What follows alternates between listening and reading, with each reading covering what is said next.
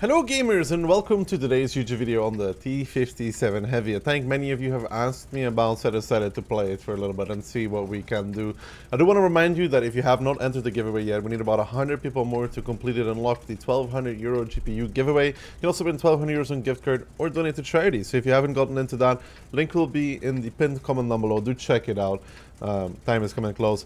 But now, T-57, we get Morovanka, which is a hard map for the T-57, and I'll set it out by saying this tank is extremely hard to play, and extremely hard to play properly. The T-57, however, also does not compare to the 50B, because the 50B has mobility that the T-57 does not, while the T-57 has better DPM and clip, intra-clip.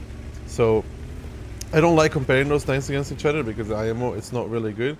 I'm going to be trying something here, which is go towards the middle, play on the right side here to clip out a potential light tank or even a CS or something along those lines. The T100, however, is a donator, so he's going to die in the first 10 seconds of the game.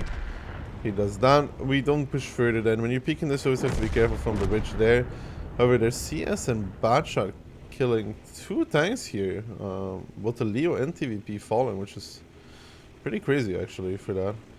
But yeah, we'll start here. The AV gets spotted out. The BZ's pushing up as well. Can't really do much against that whatsoever. So they are there in their CSs respectively, which means the Batcher is probably also there, which is unfortunate. Now the hope is that the RHM Panzerwagen will outspot them when they peak, which I'm not sure about whatsoever if he actually will. I think he might not be doing that. This is speaking and outspotting me. Okay, well, it is what it is. We donated 2 shots to this, yes. Hope he's happy. But it has a little bit of free damage. I'll try and put the bush in between me and him so I can actually peek the back shot. Which is what I'm gonna try now. Give one. He dies immediately. Now I would need a spot on the CS. That should be very useful. So the bush in between me and the CS is apparently enough camo to be able to make it work. The TVP might be CS. Give him 1. Give him 2. He dies. It's time to reload now, so we'll transition back over to heat. And this position here, I really don't like it. I also don't think it really does much whatsoever. I've seen more and more people play there. I'm gonna keep saying it, I don't think it's that good whatsoever. I cannot counter the BZ though, and the last CS is also there actually, which is epic. I have 2 seconds to reload now. He's gonna be running away. Or he should be running away. There, here he goes. He's on the run now. Give him 1. Give him 2. And they don't get the finish on him. Probably spotted though for this. Yeah, we are spotted for this. So we had 2k out of this engagement. Pretty good actually. Now I actually want to sneak on the outside here to clip the BZ in the side, which is also a possibility. You have to be very careful with it. It is a possibility due to those, so if the enemy team has fallen on this side of the map, the BZ traded rather unfortunate and got absolutely owned for that, so not that good for us. You see here from the outside, we'll get shots on him in a second or two. Actually, he went to the lower side, so we'll get no shots. A tiny shot on the AV, but even that is neglectable. There's, however, still a TVP here, though, which is going to be -1. He's not going to be running away right now. There's a Leo in the water. I really just want to clip out the TVP for this. Put him 1. And the T-57 does have some track him bounceable spots on its armor, actually, that you can utilize. The Leo will die to other people. I don't think it's worth my time to sit there and wait for him to get spotted. I still have 8 seconds left of reload. He's actually pretty safe behind the rock though.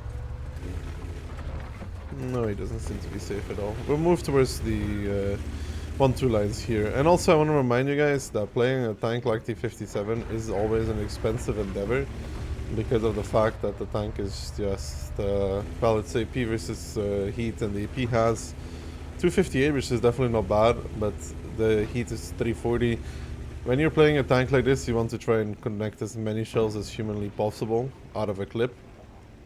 So there's really only one option there, to be honest. And if you're not willing to do that, I don't think this will be a very fun tank for you. I take 1 against the Yak Panzer, I take 2 against the Yak Panzer, and I take 2 against the Kwanwagen here as well. Gives me a nice clean 5k. Pretty decent game so far.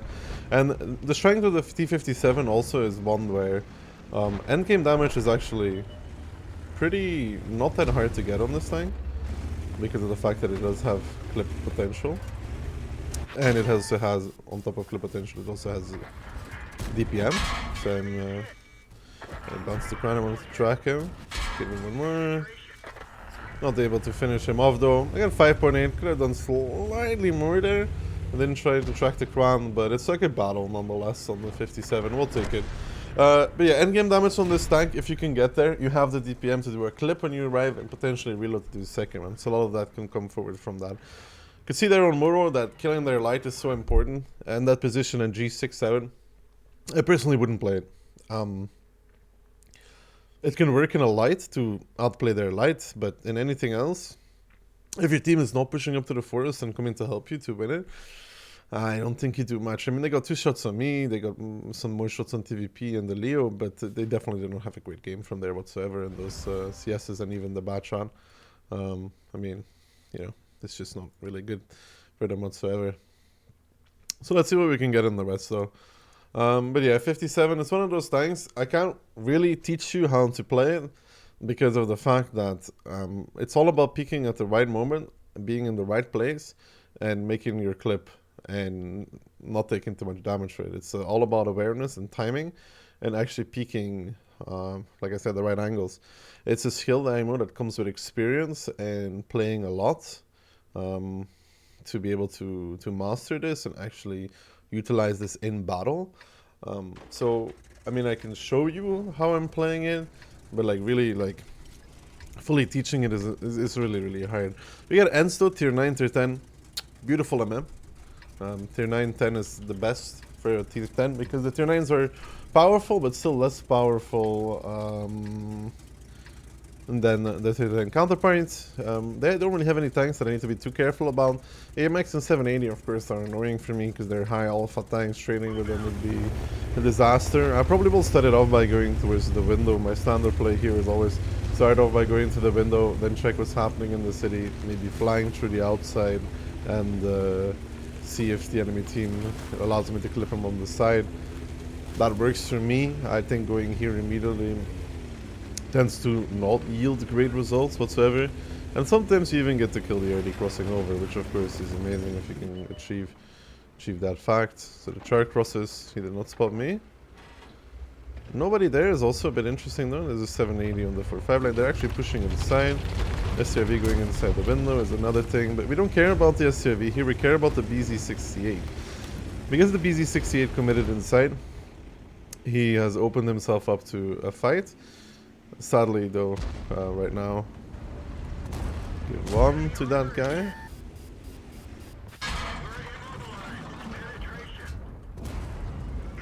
I'm gonna finish this one off and then hope that the Turtus covers me against the second one, which he does. Luckily enough, he doesn't even decide to shoot me, which is good. Got a full clip of damage for relatively nothing. Now the TNH here is my next target. If he stays there in 7 seconds, I will be able to clip him. It doesn't seem like anything's behind him either.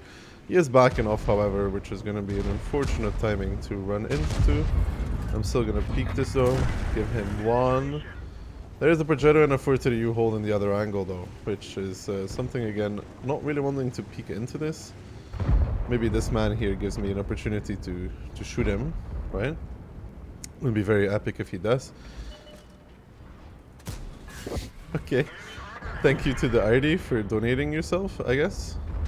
The 780 might make the mistake here of peeking against us. Maybe not though. I want to actually go forward to clip out a Progetto. These trades are not that brilliant. One more decent shot against the TNH, so we got 3k out of this, and this is just a strength of 57, right? 50B kind of has the same thing. However, the T57 is more prone to actually bounce a shot or two.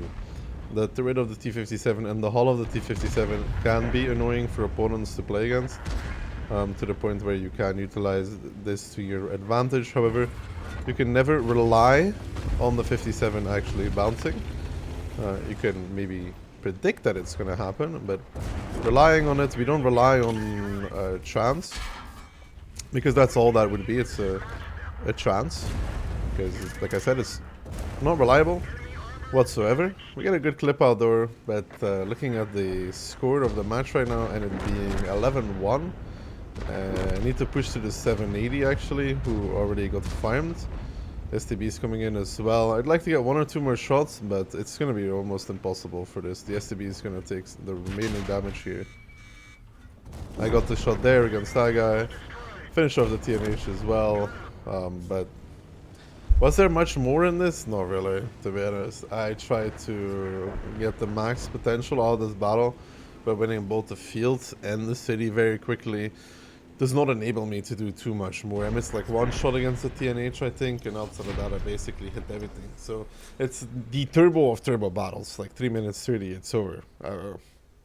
If I was in another tank though, it'd be worse because no DPM. So we take what we can get, which is sadly not that much. Still not a bad battle though. We'll see what the third one can bring home for us. Maybe something big, who knows. But yeah, this tank, again, it's so hard to play. I don't recommend it. I don't recommend 50B either. You will need to spend a lot of time learning this tank for it to work properly. And 14, 14, 13 there couldn't really do more, to be honest. The enemy team pushing straight in is not really the way forward on Ensk. You kind of have to play further back in the city from the south, because you can get flying from the 190 really easily and win the field. They decided to play full city, and that almost always leads into what we saw here, is a complete and utter defeat rather quickly. We got a ghost town though. Assault would be ideal. It is a standard battle though, which could yield us something, actually. I'm not sure how to play it exactly. They have a BZ and a VZ and double AMX, which are pretty good tanks for them. We'll probably start it off with an AP clip, depending on where my Lynx goes. That's like kind of the decision maker here. We load heat if the Lynx is not going to 890 line, and we load AP if the Lynx is going to 890 line. We can always intuition in between, so that's a possibility. I think they have the better heavies though. My Lynx is AFK, so I guess it doesn't matter at all. Pushing across to the hold on. Oh no, the Lynx woke up. Okay, he's going 890 line. We'll start here then. We can't really push across straight anyways. Not on a T57, at least we don't have the third for it. But maybe we can clip out their Lynx, or really would only be the Lynx that we have a potential of clipping. He could be going here as well. Let's see. Yeah, their Lynx went to the other side of the map. It's kind of like we cannot predict what their Lynx is gonna do. My guy's backing off. He did not get spotted, so he shouldn't really be afraid either.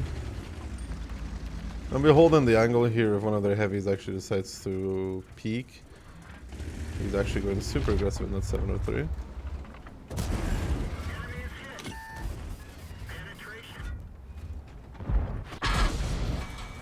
What a balance they made heavy, by the way. I actually didn't think he was going to pen me, but yeah.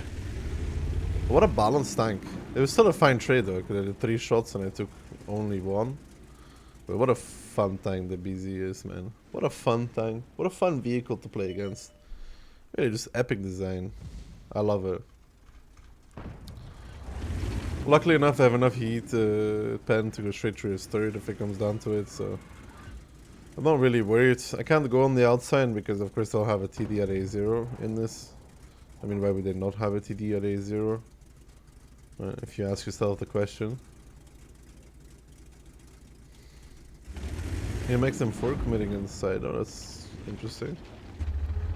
Not interesting in a good way, but just interesting. Of course, I cannot peek a Yak Panther, by the way. Like, I think we all realized that we cannot peek the Yak Panther.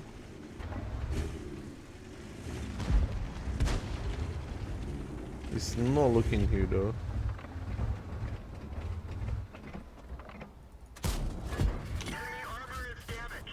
That goes a little bit too left. I waited the longest possible time to have the greatest bench round. We'll take 2 free shots though against the Yak Panther, I mean. Well, we'll definitely take it. So, nothing to be really unhappy about whatsoever. I can't really peek this corner here because this exists. And yeah, well. Guess I don't need to explain what happens when you get shot by all the tanks that are there. Including maybe an unspotted BZ, which is possibly also in that area of the map. Where are my opportunities here? That is the real question. My Conqueror is dying. Their Lynx is coming though. He got shot down really early, so he didn't spot our Lynx, which is good. I don't really want to repeat this either, unless the Yak Panther is speaking somebody else again, which then again would be fine.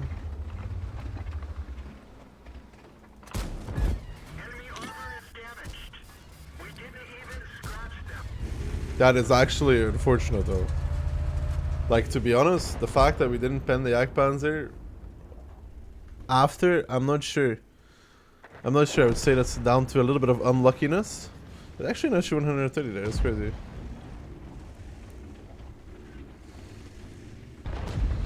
Yak Panzer is still not looking though.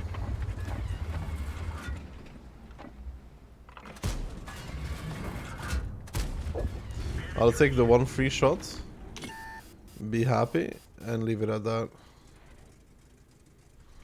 And he's just chilling while looking at us, so let's just take the 1 free shot and be happy. We take it. We take 1 free shot, we chill, we do it again and again and again. We'll stack up into a large damage amount over a longer period of time, but you know, it's alright.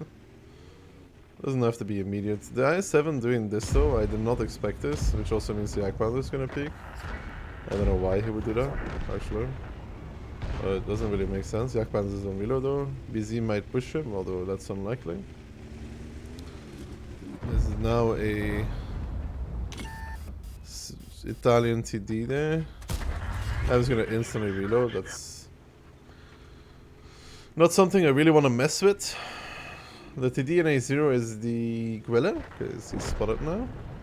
I just as information to myself more than anything.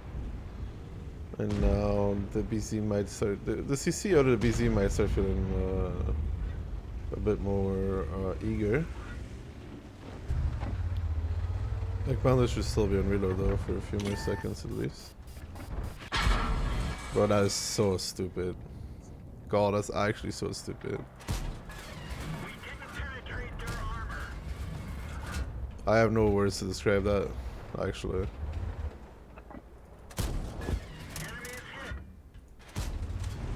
I actually just don't have any words for that.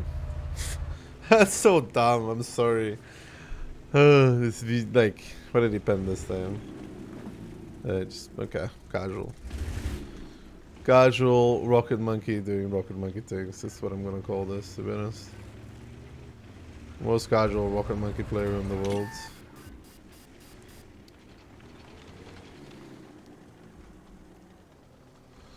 Sad thing is that it's a gorilla in A0. It makes me kind of sad because I can't really do anything about it, which is unfortunate. 1 second.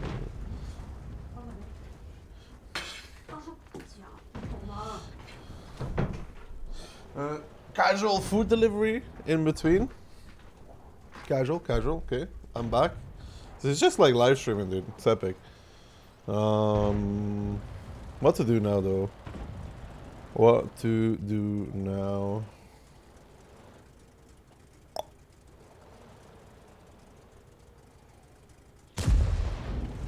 I mean, I could go on the outside and just look at the gorilla, but... Aha, they have a BZ camping at 8. Okay. That's something, I guess.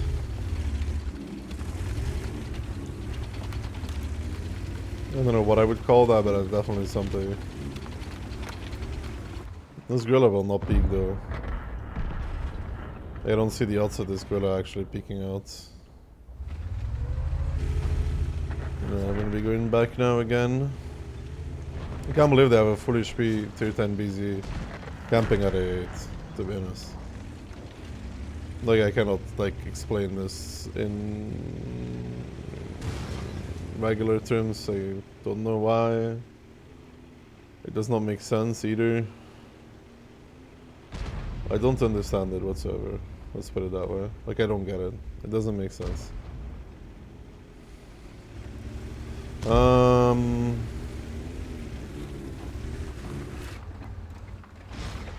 There's the Yak Panzer. Standard B died on 1-2 in the meantime. The Guerrilla's actually pushing a zero, and that's also crazy. Kinda need this Yak Panzer to turn around, which he's doing now. 3, 2, 1. You could see it in our peripheral view that he is turning around. Give him 1. Give him 2. We instantly reload here because we're able to do that just fine. And my team is actually starting to just like, in 3.5 seconds, we went from like losing to just absolutely dominating the enemy team. Can I explain what happened in those 3.5 seconds? No, I cannot explain what happened in those 3.5 seconds. So bad. 263 is gonna ram that guy. I need the Guerrilla to die though.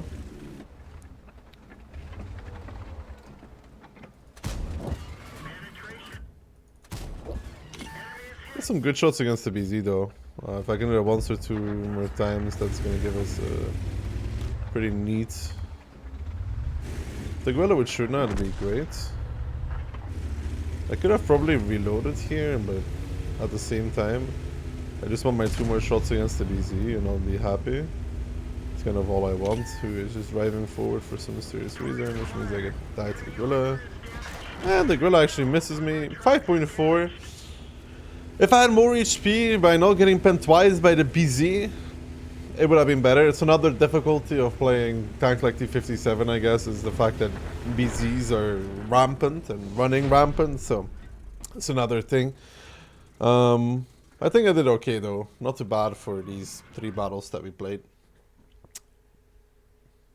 But I think it also like shows the difficulty of playing this tank properly, which is yeah. I love that you got to see the food delivery though. That's epic. I pay the bills and I get food in return. So it's a win-win for everybody involved. It's a win-win. Anyway, so with those 3 battles, we did 5.1, which is not a bad result whatsoever. Top of the team here. In terms of equipment, I have HP turbo stamps, and on the second one I have HP vent stamps for really small maps where I don't need the turbo. The extra reverse speed is always really nice though. Then in terms of field modes, I don't have all-terrain suspension. I have the aiming circle size. I have the extra view range. I have the focus on mobility, which is the reverse speed with slightly longer reload. And then I have a heavyweight gun, which does make the aiming speed longer, but I get better aiming circle size after firing. I think you could play around with that, to be honest, and what you want to do. Either none or left, or maybe even experiment with right, but that's completely up to you. As always, I hope you guys enjoyed this video. Hope to see you guys all in the next one. Thank you for watching, and see you guys soon. Peace.